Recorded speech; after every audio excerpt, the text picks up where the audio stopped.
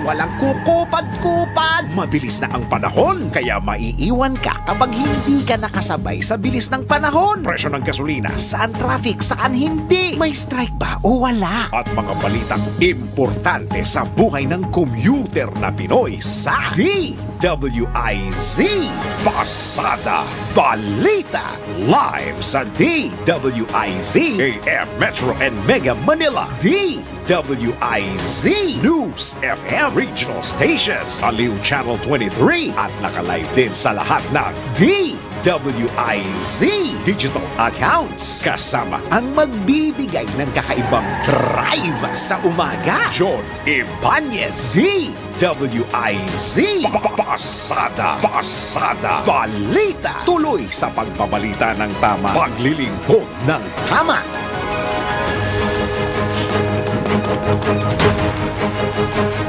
Narito na ang headline sa Pasada Balita ngayong araw ng Martes, 28 na sa buwan ng Mayo 2024. Pasada Balita. Death toll sa Bagyong Aghon umabot na sa 3 bilyong piso nakahanda na para sa relief goods. Pasada Balita. Department of Justice kumikilos na laban sa pagbebenta ng sanggol sa online black market. Pasada Balita. Comelec at NIRU pinagkokomento ng Supreme Court sa kontrata para sa 2025 elections. Pasada Balita. Sa balita sa ibayong dagat, 21 katao patay, mahigit 100 iba pa sugatan sa bagyo sa Amerika. Pasada Balita. Sa balitang pangkalakalan, ekonomiya ng bansa inaasahang lalago bilang economic giant sa 2033 ayon kay Finance Secretary Ralph Recto. Pasada Balita. At sa balitang pampalakasan, Dallas Mavericks 3-0 na sa serye kontra Timberwolves. Bawal ang babagal-bagal. Bawal ang kukupad-kupad. Pasada Balita.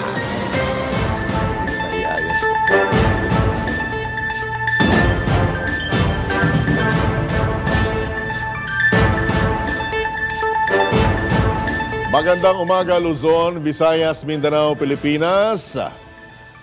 Kamusta po kayo? Ito po ang inyong Pasada Balita at ako po ang inyong tagapaghatid balita, John Ibanez. Pasada Balita. At ngayon pasadahan na natin ang mga nagbabagang balita. Pasada Balita. 5 katao na ang iniulat na namatay sa pananalasa ng Bagyong Aghon. Ito naman ang iniulat at sinabi ni OCD spokesman Edgar Posadas sa panayam ng DWIZ kasabay ng pahayag na bine-verify pa nila ang tunay na bilang ng mga namatay.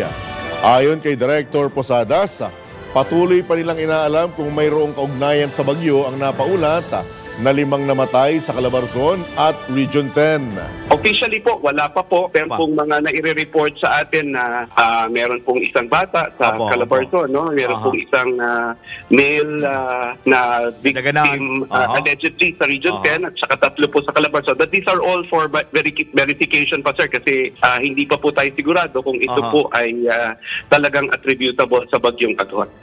Iniulat din ni Director Posadas na umabot na sa 7 ang bilang ng mga nasugatang individual habang halos 20,000 katao naman ang naapektuhan ng bagyo.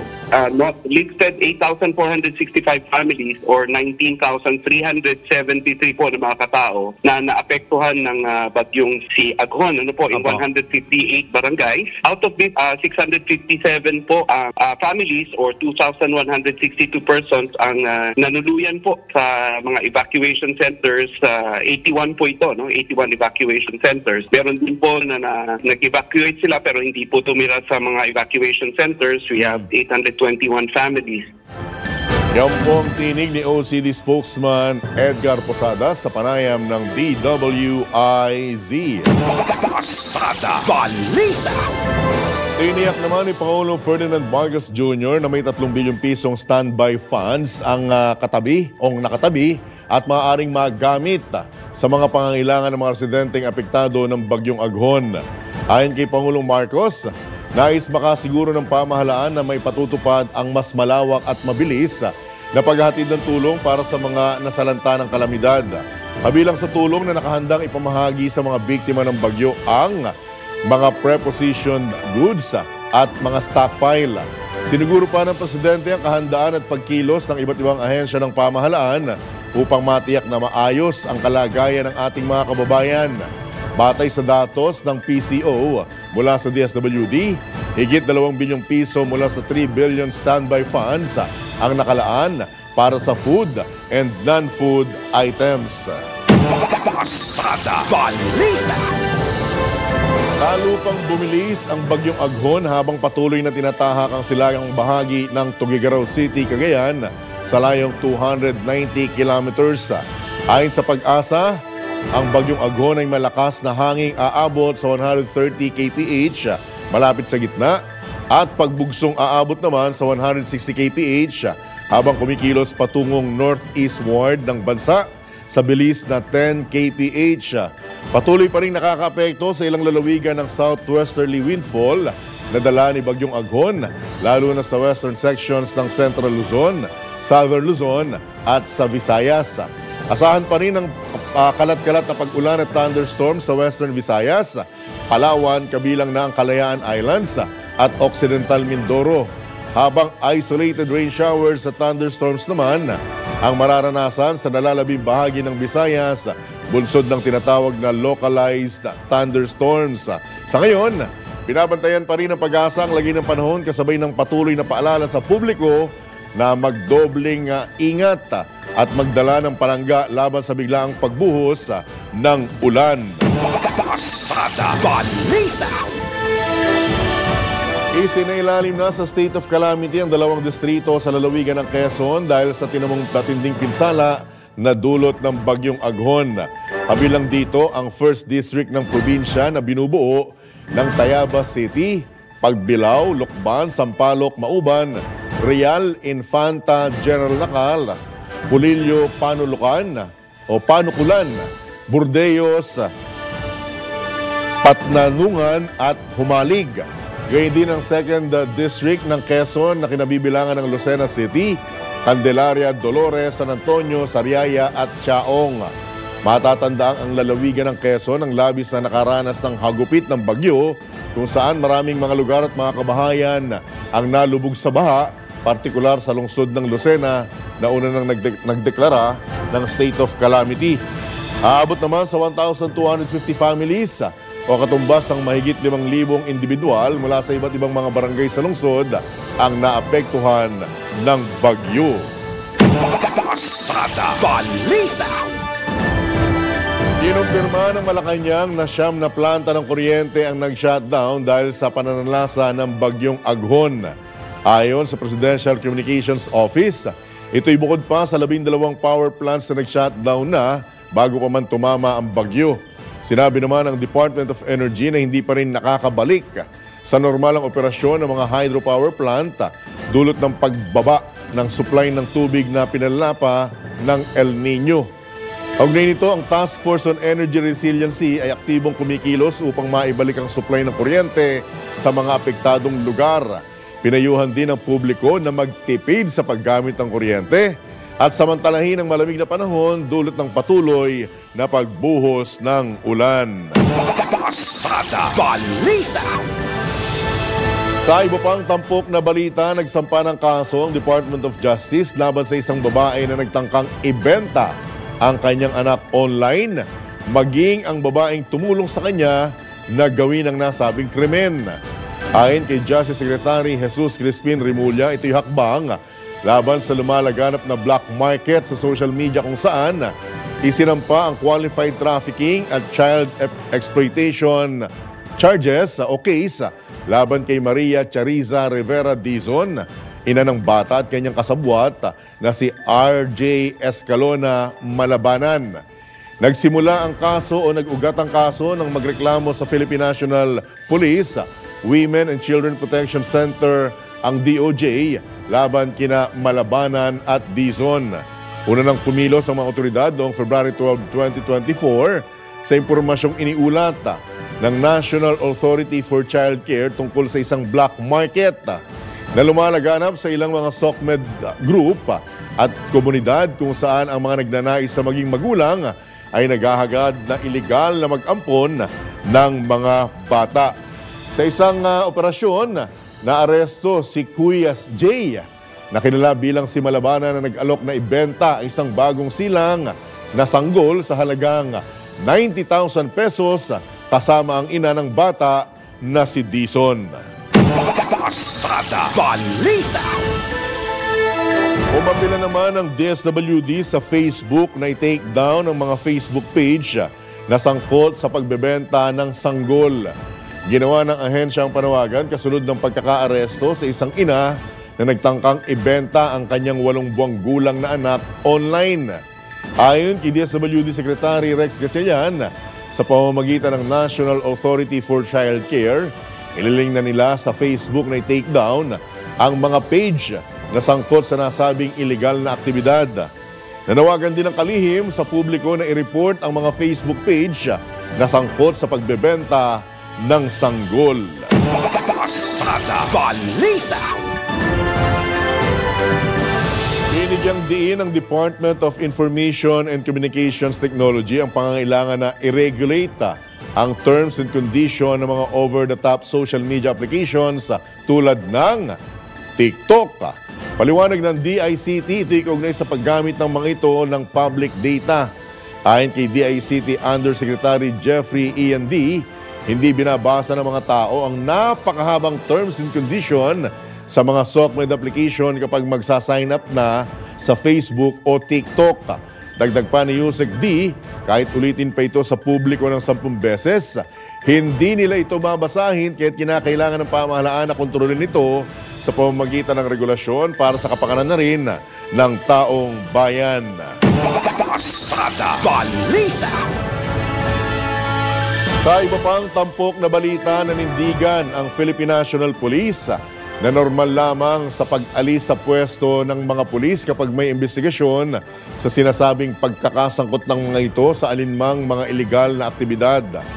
Kasunod ito ng pagkondina ni Davao City Mayor Baste Duterte sa pagkakasibak sa 35 pulis sa Davao, kabilang na ang hepe nitong si Colonel Richard Badanga.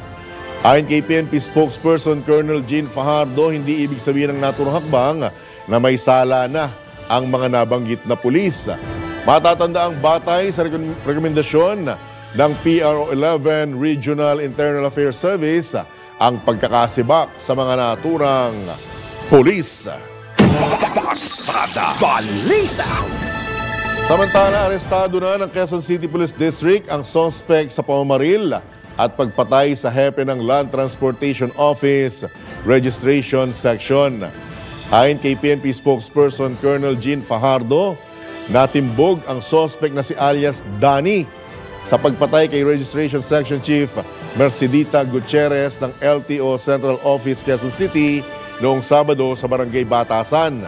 Kabilang sa iniimbestigahan ng mga otoridad kung may kinalaman sa trabaho ni Gutierrez ang nangyaring krimen at kung may natanggap ang biktima na banta sa kanyang buhay. Kaugnay ito, inaalam din ng mga pulis kung may kasabwat ang suspect sa pagpatay sa hepe ng LTO Registration Office.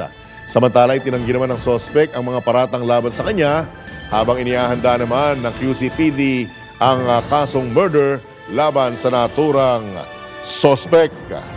Pasada Balita. Nagbabala naman sa publiko ang PNP Anti-Cybercrime Group sa pag-connect o paggamit ng free Wi-Fi sa mga pampublikong lugar. Ayon kay PNP ACG Director Brigadier General Ronnie Francis Cariaga, ang mga free Wi-Fi hotspot na ito ay makikita sa mga hotel o hotel room, coffee shop, mga airport at iba pang pampublikong lugar kung saan maaaring maging sanhi ng iba't ibang cyber threat tulad ng hacking, remote access at account takeovers. Pinapayuhan ng PNP-ACG ang publiko na mas maging maingat at iwasan ang paggamit ng public Wi-Fi at gumamit na lamang ng ligtas na mobile networks tulad o lalo na kapag nasa biyahe o kapag nasa mga pampublikong lugar. Pasada Balita.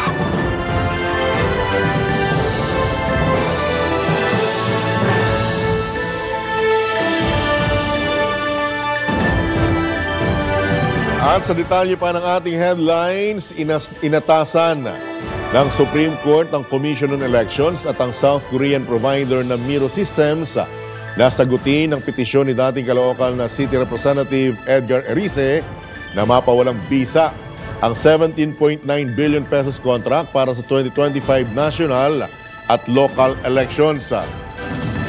Sa petisyon ng dating kongresista, sinasabing nilawag ng kontrata ang probisyon ng Automated Election Law, partikular ang probisyon sa bidding procedures at paggamit ng prototype machines tuwing halalan. Matatandaang ang Miro Systems ang nanalo sa joint venture na nakakuha ng 2025 election contract. Nakababahala na ibinigay ang naturang kontrata sa Miro dahil questionable anya ang track record nito, kabilang ng aligasyon ng election failure sa Iraq at Congo na gumamit ng election machines ng nasabing kumpanya. Pasada Balita. Puspusan pa rin naman ang paghahanda ng COMELEC para sa 2025 midterm elections. Ayon kay COMELEC Chairman George Erwin Garcia, kasunod ito ng hindi paglabas ng anumang injunctive writ ng Supreme Court sa kabila ng utos nito sa COMELEC at Miro Systems Corporation system contract para sa 2025 elections.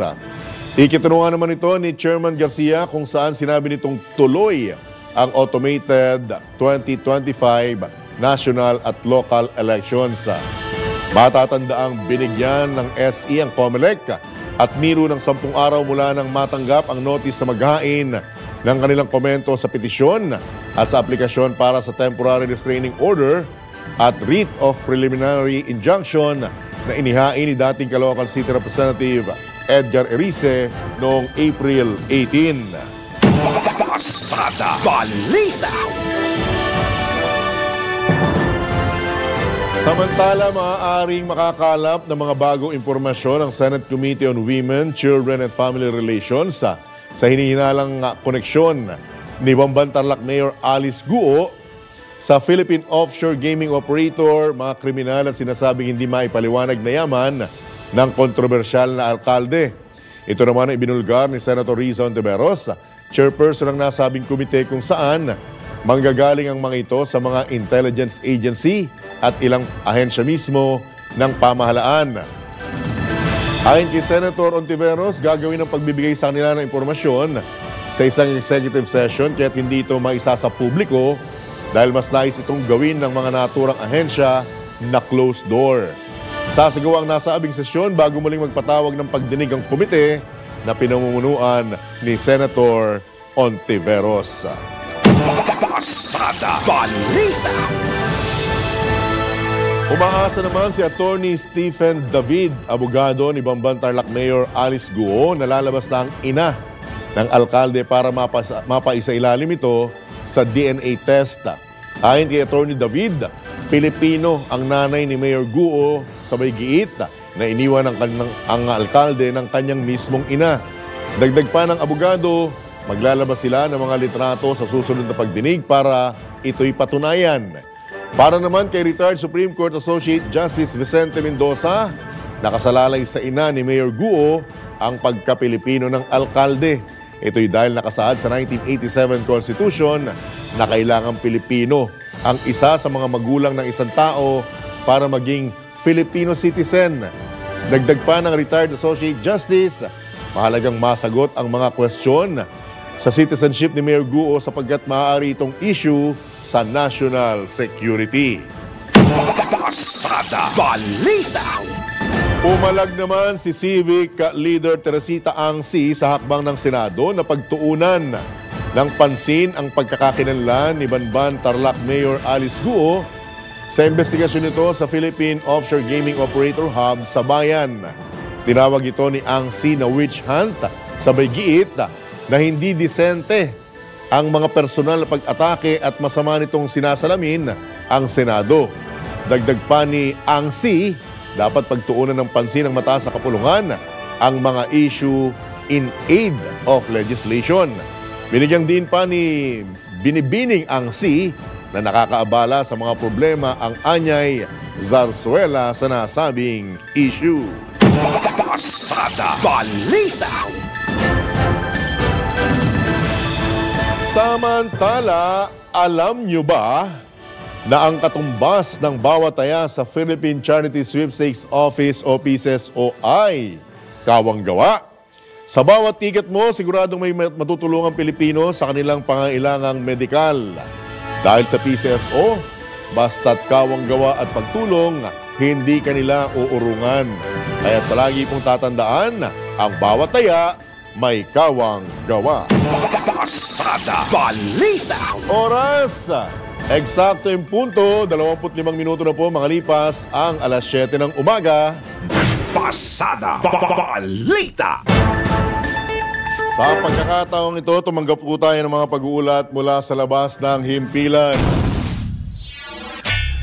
Pagbuo ng National Government Right-Sizing Program muling isinusulong ng pamahalaan. Detalye mula kay Patrol 13, Gilbert Perdes. Muling isusulong ng Department of Budget and Management o DBM ang pagpasa sa panukala para bumuo ng National Government Right-Sizing Program. Sa 2024 Philippine Economic Briefing sa lungsod ng Pasay, sinabi ni DBM Secretary Emena Pangandaman na bahagi ito ng legislative agenda at umaasa sila na kapag bumalik na raw ang Kongreso ngayong Hulyo ngayong taon ay magiging bahagi ito ng kanilang kalendaryo. Matatanda na buhat ng umarangkada ang Administrasyong Marcos, isinusulong na ng DBM ang pagpasa ng panukalang batas na ito na sinasabing makatutulong daw upang mapabuti ang kapasidad ng mga institusyon ng pamahalaan na gampanan ang kanilang tungkulin habang tinitiyak ang pinakamahusay at epesyenteng paggamit ng mga mapagkukunan. Noong Marso ngayong taon, nakalusot na sa ikatlong pagbasa ng mababang kapulungan ng Kongreso ang nasabing bill, habang ang bersyon naman ng administrasyon na tinutulak ni Senador Joel Villanueva ay umusad na rin noong Disyembre pa ng nakarang taon. Patrol 13, Gilbert Perdes para sa Himpilang May Todong Lakas. DWIZ, nagbabalita ng tama, naglilingkod ng tama. Pasada Balita. Samantala, alingas-ngas na alipores siya ng Malacanang kaya naging leader ng Senado. Pinalaga ni Senate President Cheese Escudero.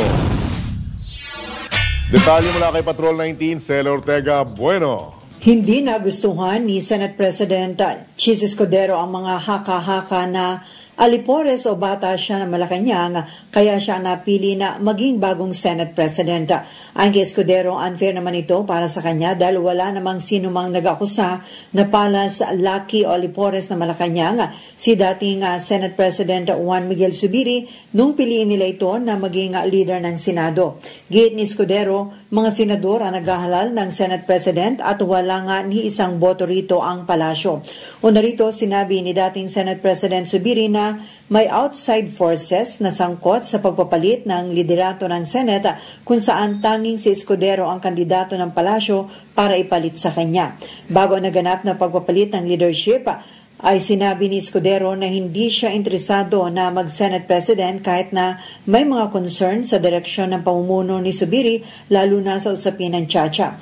Pero isang araw matapos ang pagpapalit ng Senate leadership, saka inamin ni Escudero na siya ang nag-initiate ng pagpapalit ng liderato ng Senado kung saan ang una daw niyang tinawagan ay Senator Bong Revilla Jr. Pagkatapos ay tinawagan nito Senator Jinggoy Estrada na ngayon ay siya ng Senate President pro tempore. Ito sa Patrol 19, Celi Ortega Bueno para sa Himpilang Metodong Lakas sa DWIZ. Nagbabalita ng tama, naglilingkod ng tama. Pasada Balita. Samantala, sa kabila ng pag-ulan, Gian Eastern Samar, posibleng makaranas pa rin ng 52 degrees Celsius na heat index ngayong araw. Detalye mula kay Patrol 30, Jelly Mendez. Posibleng maranasan ngayong araw ang pinakamataas na antas ng temperatura sa Giwan Eastern Samar na aabot sa 52 degrees Celsius na heat index. Ito ay sa kabila ng nararanasan mga pag-ulan sa ilang lalawigan, lalo na sa Visayas Region bunsod ng bagyong Aghon. Batay sa 2-day forecast ng Impact Assessment and Application Section ng Pag-asa Weather Bureau, ito na ang ikatlong araw na nakararanas ng extreme danger level ang nasabing posibleng lalawigan mula pa noong Mayo 26. Bukod sa nabanggit na lalawigan, asahan din ang mainit na panahon sa 26 pang lugar sa bansa, kasama na ang National Capital Region na nakararanas ng 42 degrees Celsius na heat index. Binigyan din ng pag-asa na ang matinding init ng panahon at matagal na pagkaka-expose sa init ng araw ay posibleng magdulot ng heat stroke na nangangailangan ng extreme caution. Patuloy pa rin nagpapaalala ang pag-asa sa publiko na panatiling maging alerto laban sa pabago-bagong lagay ng panahon na maaaring magdulot ng iba't ibang uri ng sakit. Ito si Patrol 30 Jelly Mendez nag-uulat para sa Impilang May Todong Lakas sa DWIZ. Nagbabalita ng tama, naglilingkod ng tama. Kapag may bagong balita, naka-on air, agad-agad, DWIZ Patrol Report! Sa pagkakataon pong ito, tayo po'y pinalad na makakausap ang bagong halal na Senate President, si Senator Francis Cheese Escudero. Senate President Escudero, good morning. Johnny Banyas po, live na po tayo sa DWIZ, Aliw Channel 23. John, good morning. Parang hindi bagay. Pero maganda umaga sa iyo at sa lahat natin taga-subaybay. Long time no see, long time no hear. SP Kamusta ka, Cheese. John? I know. Anong huli tayong nakita? Wala pa akong balbas at bigote. Hindi naman. Hindi naman ba? Tumutubo ng konti. Anyway, medyo pinagagaan ko lang kasi medyo mabibigat ang mga istorya kaugnay sa pagpapalit ng liderato ng mataas na kapulungan. And ang unang katanungan ko, Senator Cheese, with your indulgence, okay na ba kayo? Nakamove on na ba kayo? At kamusta ang pakiramdam sa bagong mabigat na tungkuling nakaatang sa inyong balikat, Senator?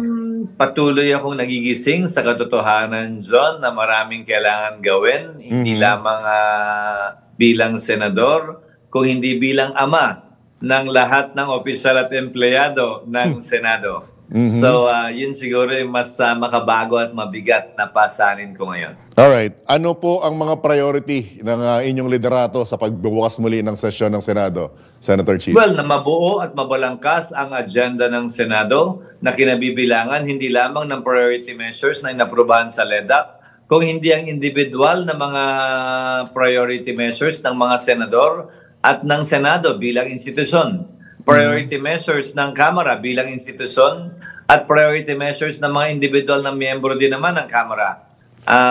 At mabuo yan upang mabalangkas namin ang sarili naming tinatawag na Senate agenda. Dahil ang 24 hours namin, pareho lang ng 24 hours mo, John. Hindi naman namin kayang gawin lahat. Okay. Hindi naman kami superhero. So kailangan namin panuhin, ayusin at i-prioritize yan.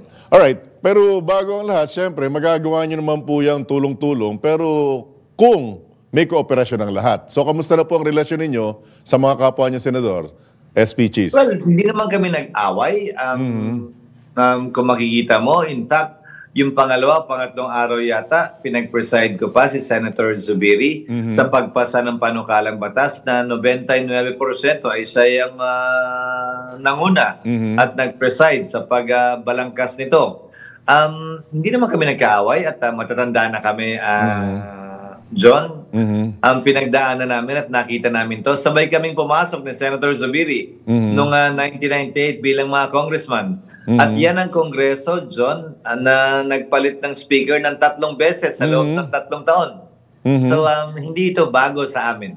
Oh, pero ang alam ko, kung natatandaan ko, huling nagkaroon ng ganyang kontrobersya yung last SONA ni Pangulong Duterte na mismong araw ng SONA niya nagkaroon ng agawan sa pagka-Senate sa House leadership. Yung timing ninyo rin kasi sinidya adjournment Sen. Cheese. Di ba? Magkaiba naman yun, John. Ito nga, sa looking back, tila maganda yung timing ng pangyayari para may konting panahon, para lumamig anumang init, para lumipas anumang meron. Alright. Marami pong ugong, maraming alingas-ngas kung ano ba talaga ang tunay na dahilan at dumating pa nga sa puntong pati yung paa ni Senator Bong Revilla ang sinabing dahilan. So sa inyong panig, Senate President Cheese, ano po talaga ba ang pinakamalalim na ugat kung bakit kinailangang magkaroon ng palitan sa liderato ng Senado? Isa lang ang dahilan sa lahat ng pagpapalit ng liderato, John. Kawalan o kakulangan ng kumpiyansa sa liderato. Kung ano man ang rason sa likod nun, individual at kanya-kanya na yon. Pero kaya kong sagutin at sabihin na anumang lumalabas na akusasyon o aligasyon ngayon na rason ay hindi yun ang pangunahin at nag-iisang rason.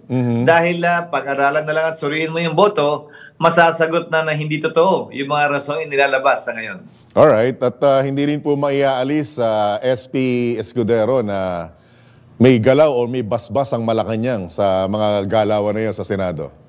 Well, unfair din yan at hindi ako naniniwalang manggagaling yan sa miyembro ng Senado dapat. Dahil, John, lahat nung hinahalal si Senate President Zubiri bilang Senate President, wala namang nag-akusa sa kanya niyan, wala namang nagsabi niyan. Tinayo namin ang bandera at pinagtanggol ang bandera ng Senado. Sana ganun din ngayon. Dahil ni isang boto, wala po ang Malacanang sa 24 na pwedeng bumoto para palitan ang Senate President. Yung pinapakita mong larawan, John, lahaya mong sagutin ko yan. Pangatlong regular na imbitasyon ng Malacanang yan sa mga senador. Yung unang dalawa, hindi ko pinuntahan at hindi ko napuntahan. Ang unang pagdalo ko dyan ay ang pangatlo lamang dahil ang imbitasyon ay sa Senado at mga miyembro nito. At bilang bagong tagapangulo, siyempre kailangan kong dumalo at magsilbing kinatawan ng Senado. So, ika nga, yung timing man ay ganyan na talaga. Hindi naman ako nang pumili ng timing at hindi ako nag-imbita. Yun nga po, Senator Chis, ay susunod ko itatanong eh.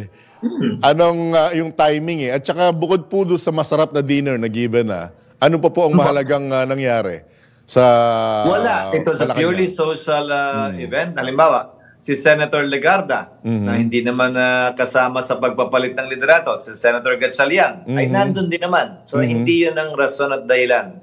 Ang pinakamalapit sa trabahong pinag-usapan nung hapunang yon ay nagkausap si Senator Villar at Senator Marcos kaugnay sa RTL. At ayon kay Senator Villar, pagkatapos nun, dahil hindi naman ako nang himasok masyado sa usapan, ay parang may napagkasunduan na sila ni Senator Marcos kaugnay sa bersyon ng Senado. Alright. Binabanggit din po ng iba na kaya sinuportahan ang inyong pagpapalit. Ika nga, pagpwesto nyo sa liderato ng Senado ay may kapalit. Meron nga po ba sa bawat sa bawat senador na nagbigay suporta sa inyo, ikapalit yung chairmanship or magandang pwesto sa mataas na kapulungan, SP? Konti lang ang ginalaw namin ng mga posisyon na John. At ulitin ko walang nag-akusa ng ganyan kay Senate President Zubiri nung siya'y naging Senate President. Sana naman ay wag din gawin ngayon. Sana naman pangalagaan ng bawat miyembro yung institusyon.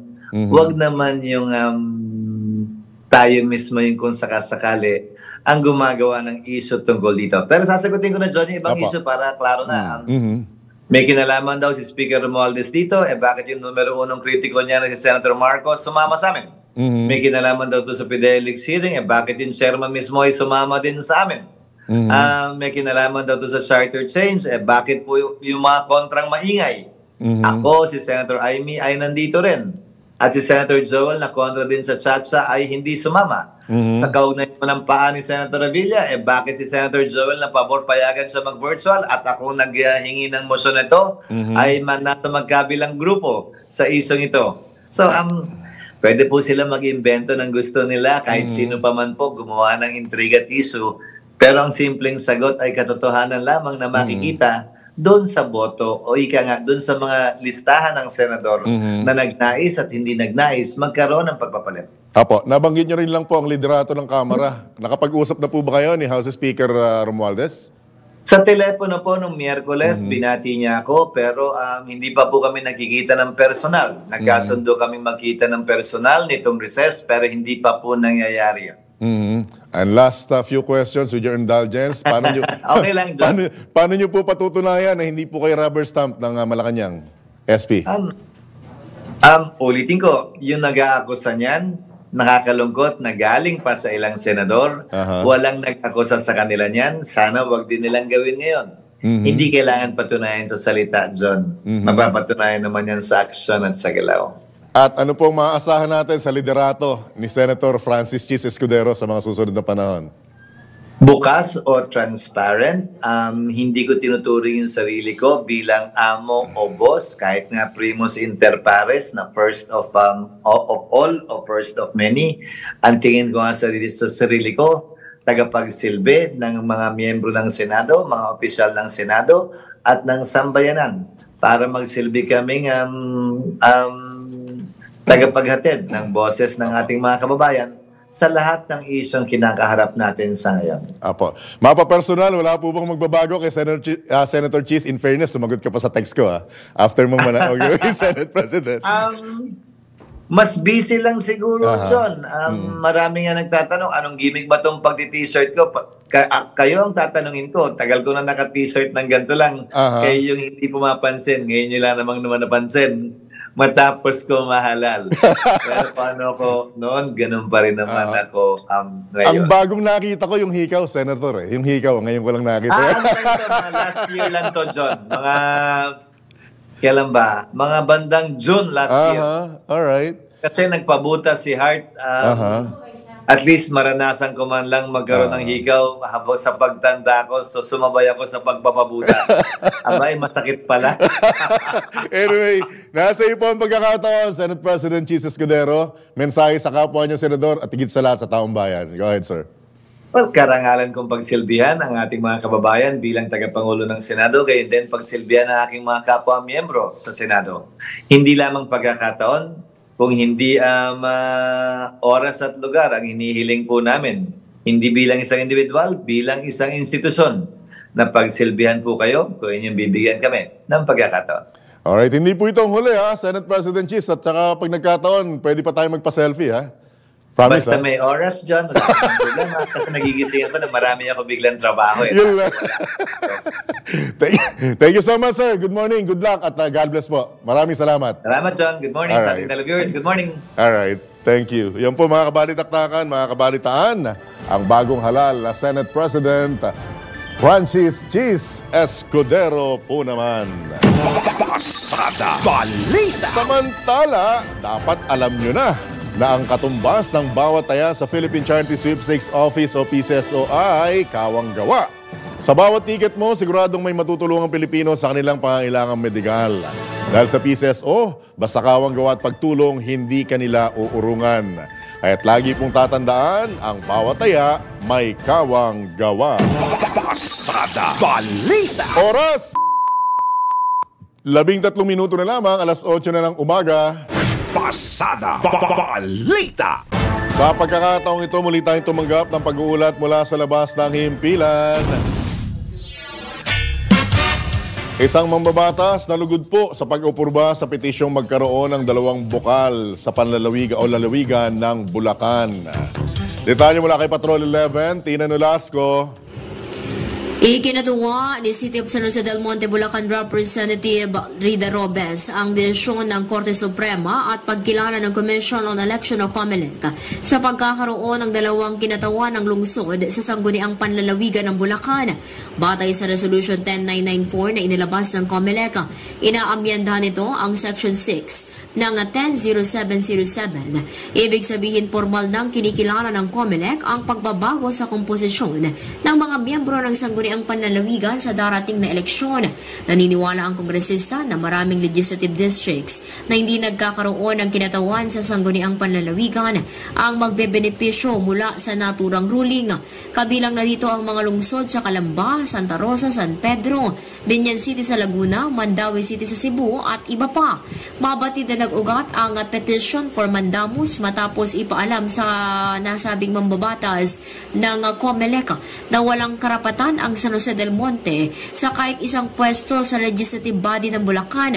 Bagay na inalamahan ng kongresista dahil malinaw anya sa Republic Act No. 7160 o Local Government Code na ang nag-iisang legislative district ay dapat ding katawanin sa provincial board. Ito si Patrol 11, Tina Nolasco para sa impilang may todong lakas ni WIZ, nagbabalita ng tama, naglilingkod ng tama. Kapag may bagong balita, naka-on air, agad-agad, DWIZ Patrol Report. Samantala, sports update na. Updates at inside stories sa iba't ibang sports. Ito ang Real Sport. Real Sports ni Anthony Suntay. Magandang umaga. pinagpatuloy ng Dallas Mavericks ang kanilang mga panalo sa pangunguna nila Luka Doncic at Kyrie Irving sa Minnesota, 116-107 sa Game 3 kahapon. Si Doncic at Irving nagtapos ng tig 33 points at umiskor sila ng 21 points sa fourth quarter. Ang Mavericks ang unang kupunan na lumamang ng 3-0 sa isang serye kahit dehado sila sa huling 5 minuto ng lahat ng mga laro magmula ng 1997 to 1998. Umiskor ang Dallas ng 24-11 sa huling 3 minuto ng 3 laban nila. Ang sabi ni Kyrie Irving, down the stretch, that's where we make our money. I think we have that poise now and we're showcasing just our skill sets out there that a lot of teams have to guard. The depth that we have, a lot of teams have to guard each one of us and you've got to pick your poison. Nagdagdag si Doncic ng 7 rebounds, 5 assists at 5 steals. Para sa Real Sports na po, si Anthony Suntay. Real Sports ni Anthony Suntay sa DWIZ 882. Pasada Balita. Balitang pangkalakalan. Nakikitang magiging isa sa mga economic giant ng Pilipinas sa 2033. Ito naman ang inanunsyo ni Finance Secretary Ralph Recto kung saan inaasahang magpapatuloy ang paglago ng ekonomiya ng bansa.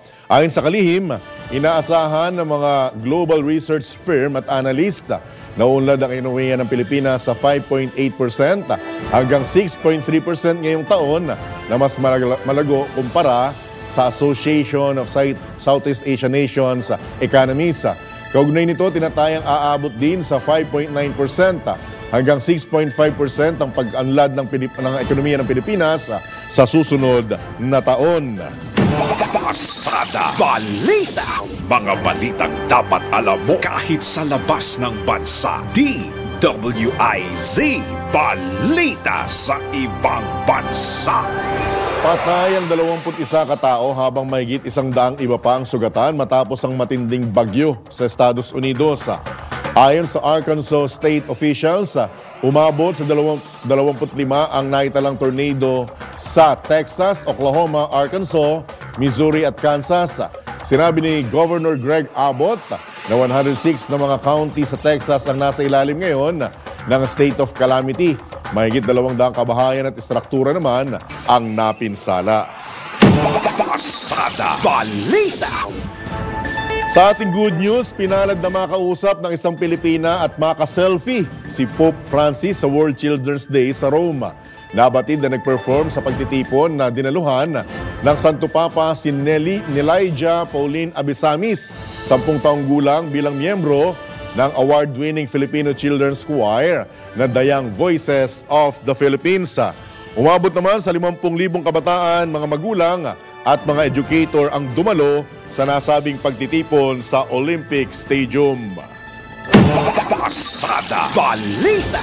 At sumainyo ang 10 edisyon ng inyong nag-iisang Pasada Balita. Dito lamang po yan sa DWIZ. Nagbabalita ng tama, naglilingkod ng tama. Ako po ang inyong naging kabalitaan at kabalitaktakan, Johnny Bañez. At tabayanan na po ang susunod na palatuntunang Karambola. Oras sa hudyat, alas 8 na ng umaga. Bye! Bawal ang babagal-bagal. Bawal ang kukupad-kupad. Mabilis na ang panahon, kaya maiiwan ka kapag hindi ka nakasabay sa bilis ng panahon. Presyo ng gasolina, saan traffic, saan hindi. May strike ba o wala? At mga balitang importante sa buhay ng commuter na Pinoy sa DWIZ Pasada Balita. Live sa DWIZ AM Metro and Mega Manila.